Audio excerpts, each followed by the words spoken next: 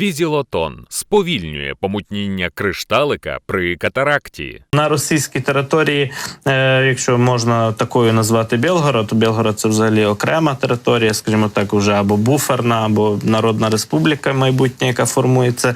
Там так само в Білгороді, коротше кажучи, було сьогодні зранку яскраво і гучно, і якраз прильоти по Білгороду якихось невідомих снарядів, їх вже фіксують впродовж вже більше як тижня останнього, відколи російські добровольці розпочали свою активну операцію на території Курської і Білгородської областей. Там продовжуються бойові дії в прикордонних районах і евакуація з таких міст, як Грайворон. А це Білгород. Ми бачимо зараз.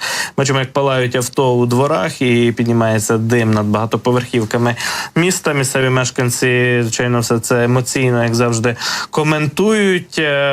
І бачимо, з дня на день ситуація ніяк не змінюється. Попри заяви місцевої влади, що все під контролем, і попри заяви Міністерства так званого оборони, Міністерства Шойгу про те, що вони збивають усі повітряні цілі, реактивні снаряди якихось там систем «Вампір», як вони стверджують, щодоби по 10 штук над Білгородом. Але прильоти відбуваються, а може це, власне, якраз результат такої неоковирної кривої роботи російських систем ППО, які якось не так збивають ці снаряди і самі обстрілюють Білгород. Зрештою, російських провокацій і самообстрілів ми в цьому випадку аж ніяк не виключаємо. Губернатор Гладков, представник московського злочинного режиму у Білгороді, повідомив про те, що нібито є одна загибла особа у Білгороді сьогодні зранку, кілька поранених. Ну, така статистика постійно з'являється там у цьому місті і інших районах Білгородської області стосовно якраз обстрілів. Там близько 20, як заявляє російська влада, як заявляє той же Гладков, близько 20 загиблих за останній там більше як тиждень в ході бойових дій, обстрілів серед саме цивільних людей. Але, як ми знаємо, що основні втрати росіяни там несуть з числа якраз військ Росгвардії та прикордонних військ ФСБ, які намагаються протидіяти РДК, Легіону Свобода Росії, Сибірському батальйону і іншим добровольчим формуванням. Війна продовжується на російській території і буде тривати. Ми знаємо, що фактично російські добровольці зробили вчора офіційну заяву про це, що вони будуть продовжувати активні наступальні атакуючі дії. Ну от і якраз нищити там російські окупаційні путінські війська. Дійсно, якраз вчора російські добровольці дали таку невеличку прес-конференцію, де дійсно пообіцяли про те, що визвольна така спеціальна воєнна операція на Росії триватиме ще довго і тільки буде масштабуватися.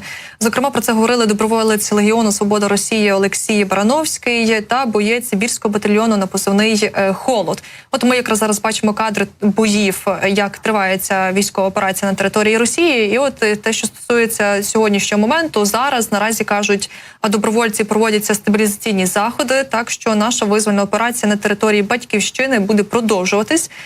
Додає також боєць, що спроможні так добровольці проводити такі масштабні операції, які змушують із собою рахуватися навіть воєнізований путінський режим.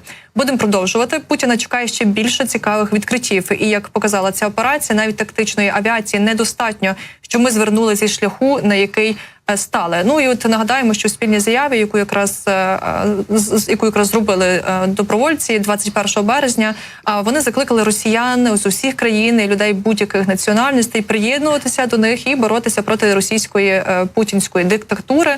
Тож бачимо, що ця операція буде продовжуватися, на Білгородщині буде неспокійно, і от російські добровольці, скажімо так, не збираються сходити із того шляху, на який встали вони. І нагадаємо, що за весь час повномасштабного вторгнення, зокрема, це така найдовша операція, найдовші бої, вже майже тиждень вони тривають, навіть більше, які тривають на території, зокрема, Білгородської області. І от щодня буквально ми чуємо звідти новини, вибухи, щось горить, палає, захоплюють населені пункти. І от російські добровольці обіцяють, що здаватися вони не збираються, і от будуть тільки масштабувати свої операції. І дійсно, хто його знає, на якій наступній точці на території Росії спалахне ще одне таке собі повстання. Ну, крім того, з Білгородської області сьогодні зранку надійшла інформація про фактично аварійну посадку, жорстку посадку військового гелікоптера, який належить Міністерству оборони Російської Федерації.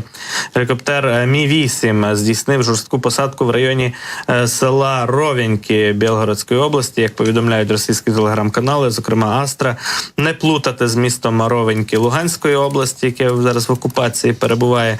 Пишуть вони, що пілота поранено, що пілот отримав поранення. Що пілот отримав поранення під час саме жорсткої посадки, якоїсь поломки, скажімо так, гелікоптера, чи з інших причин, ну, наприклад, обстрілу гелікоптера, не уточняють джерела Астри та цього телеграм-каналу, але сам факт цікавий. Ймовірно, що підбиття цього Мі-8, цього гелікоптера відбулося в ході бойових дій Білгородської області, які не стихають і продовжуються.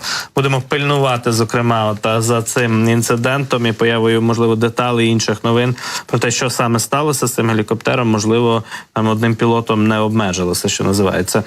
Друзі, наразі зараз у нас буде коротка перерва, але перш ніж, власне, піти на перерву, я нагадаю, що у нас є важливий збір, новий збір на бус, мікроавтобус Форд Транзит, на транспорт для нашої 24-ї окремої механізованої бригади імені короля Данила. Бойова бригада, яка далі продовжує боронити нашу землю, зокрема на Донеччині продовжуються бої за участі якраз наших оборонців-захисників із 24-ки. І отож, ми збираємо 340 тисяч гривень для того, аби придбати і передати цей уже знайдений, зарезервований мікроавтобус і транспорт для наших військових. Більше третини вже зібрано, більше 32%, і продовжуємо донатити, не зупиняємося, аби цей транспорт для наших військових забезпечити, передати його якнайшвидше на передову. І дякуємо кожному нашому глядачеві, хто продовжує підтримувати Сили оборони гривнею. Кожна гривня, кожен донат надзвичайно важливий у цьому сенсі.